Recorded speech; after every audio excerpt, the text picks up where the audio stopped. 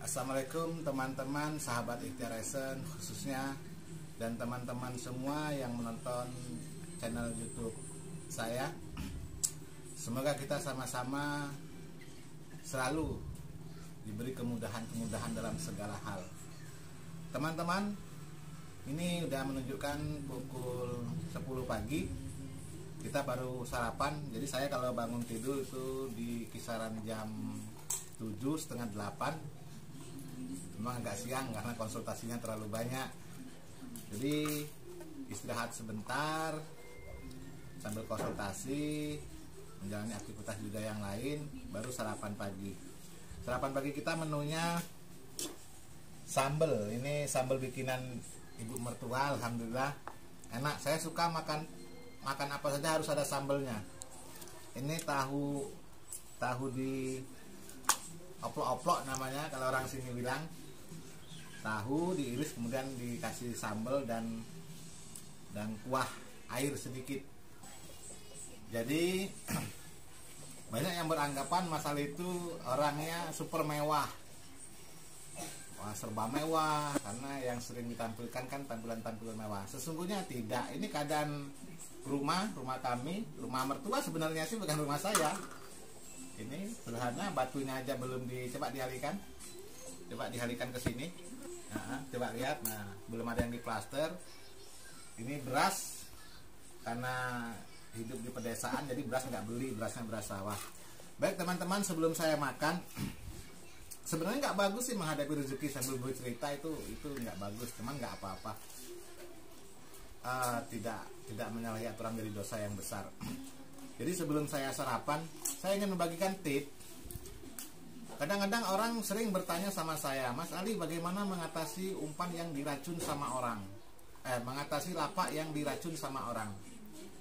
Artian lapak itu dibikin ikan ngedon, nggak mau ke lapak tersebut, dimatikan lah kalau bahasanya. Sebenarnya cukup simpel dan cukup mudah. Kalau memang kita mendapat lapak yang betul-betul mati, yang ikan betul-betul tidak mau di situ. Biasanya lapak itu bekas esen-esen yang keras, esen-esen yang aromanya begitu tajam, begitu.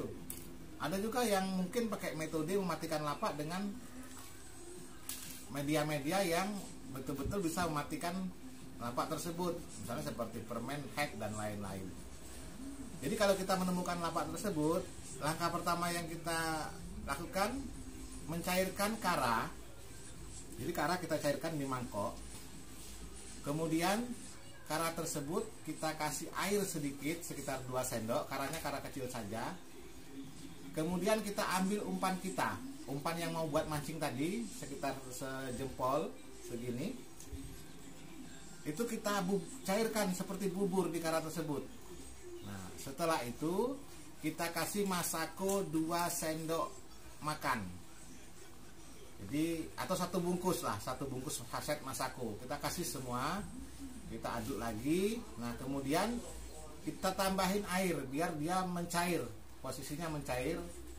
Baru kita tuangkan di lapak kita. Bisa kita hamburkan kalau boleh, kalau nggak boleh cukup kita mencuci mangkok tadi dengan membuang air tersebut di lapak tersebut. Dia tidak menimbulkan umpan karena itu hanya berupa cairan. Baik teman-teman, kita makan dulu. Mudah-mudahan tips simple tadi, cara menghidupkan lapak yang mati, bermanfaat bagi yang mau mengambil manfaatnya. Karena ingat, di atas saya masih ada pemancing yang senior, yang hebat. Saya hanya pemancing kelas desa, pengetahuannya juga pengetahuan kelas desa. Baik teman-teman, kita sarapan dulu. Sarapannya nggak usah sampai di video habis, saya malu kalau makannya di syuting. Mudah-mudahan apa yang kita makan itu selalu barokah, selalu halal, selalu kalau kita jual beli, orang yang beli barang kita itu nggak timbul penyesalan.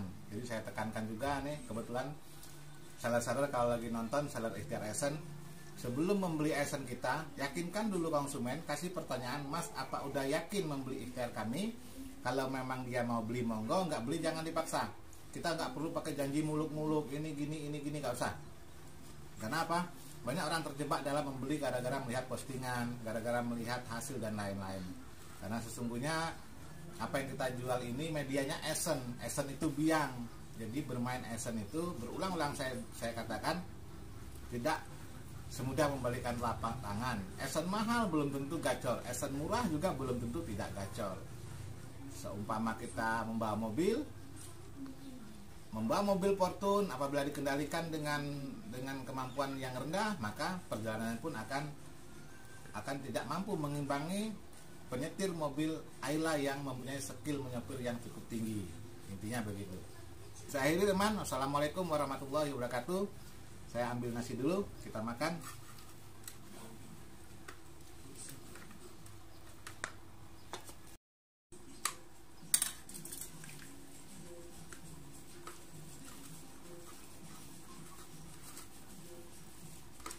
Satu lagi, saya makan seumur hidup nggak pernah pakai sendok. Apa Mas Ali anti pakai sendok? Enggak, ini pesan almarhum mama saya.